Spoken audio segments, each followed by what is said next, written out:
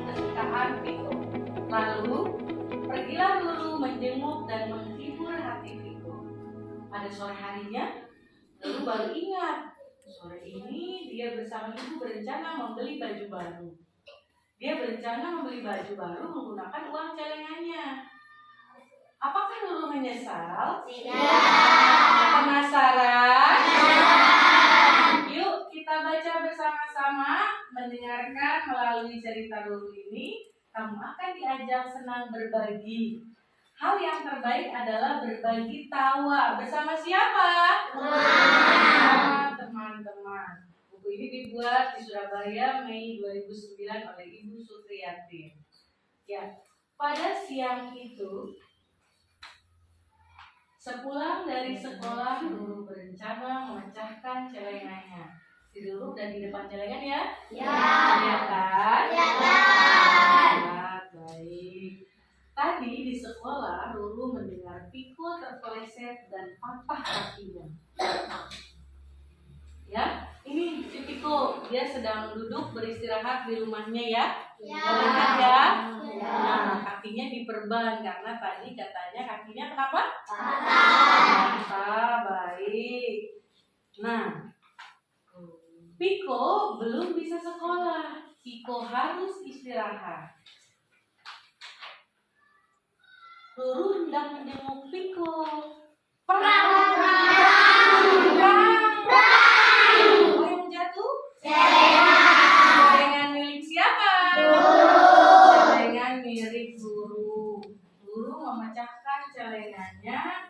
Nah, dengan uang celengan ini, kata si Ruru ya, Ruru hendak membeli madu kesukaan Piko. Jadi kamu tahu teman Ruru itu adalah si beruang apa? Madu. Lalu pergilah Ruru membeli setoples besar madu. Ruru sangat senang lihat ekspresi Ruru ya. Ruru sangat senang dengan membawa madu untuk datang ke rumah Piko.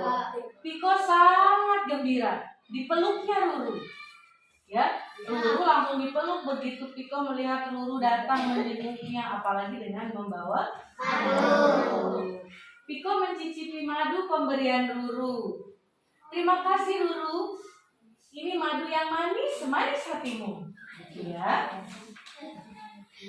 Pada sore harinya, Ibu Ruru masuk ke kamar Ruru. Loh, belum siap nak? Belum.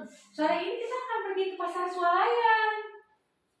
Ada yang sudah ke pasar swalayan? Tahu pasar swalayan? Ya, sebuah toko yang menyediakan kebutuhan mulai dari makanan, minuman, pakaian ya. Ruru baru ingat, sore ini dia bersama ibunya akan pergi membeli baju baru dengan uang celengannya. Sedangkan celengannya masih ada tidak? Ya. Mana tadi celengannya? Habis, sudah pecah untuk membeli madu. Kata si Ruru sambil bersedih, aku tinggal di rumah saja Bu.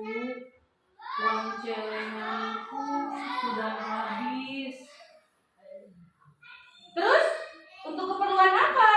Tanya ibu. Teman Ruru sakit Bu. Aku menjenguknya. Jawab Ruru. Ya. Jadi Ruru menceritakan kepada ibunya, dia melihat temannya ya menjenguk temannya si beruang madu. Kemudian ibu berkata, tidak masalah Bu. Kemudian Ruru lagi berkata, tidak masalah Bu. Aku tidak jadi membeli baju baru. Maafkan aku Bu. Katanya begitu ya. Kemudian ibu berkata, kamu gajah kecil yang baik. Kamu berusaha menghibur sahabatmu walaupun mengorbankan uang tabunganmu. Ya sudah, baju baru kamu ibu saja yang belikan. Hore! Kan ya, lagi. Hore! Siapa yang bilang hore? Kenapa dia bilang hore? Senang. Bahagia karena dia dibelikan baju baru oleh ibunya. Yang semula dia mulai takut ya. Saya kan sudah janji sama ibu akan memberi baju baru dari uang celengnya. Nah, ketika kita sudah bisa berbagi, Allah bahkan tambah rezeki kita. Kita bisa berbagi dan kita bisa mendapat baju baru, ya. Nah, di sini nih ada kata-kata penting yang Bu Guru tanyakan tadi.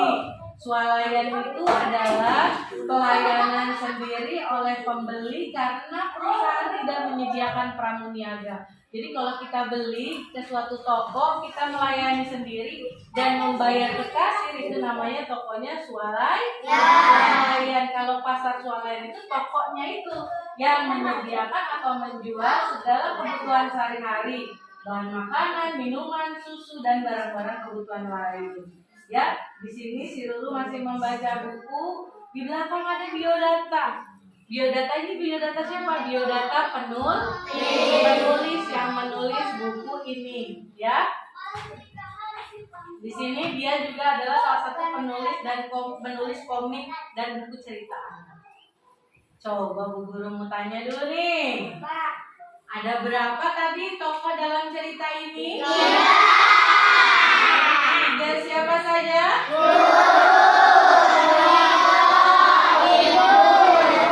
Ruru itu yang mana tadi? Si gajah kecil, Piko. Beruang madu dan ibu siapa tadi ya? Ruru, ya. Itu ada ibunya Ruru. Coba Bu Guru mau tanya lagi, yang bisa kalian ambil dari cerita ini berarti kita harus apa sih? Berbagi kepada siapa? Kepada semua teman. Tidak harus menggunakan uang, bisa juga dengan makanan, bisa tertawa bersama. Kalau kita senang, kita punya cerita. Tadi pagi saya berangkat kesiangan, tahu-tahu saya terpeleset dan ternyata sepatu saya copot. Itu ketawa.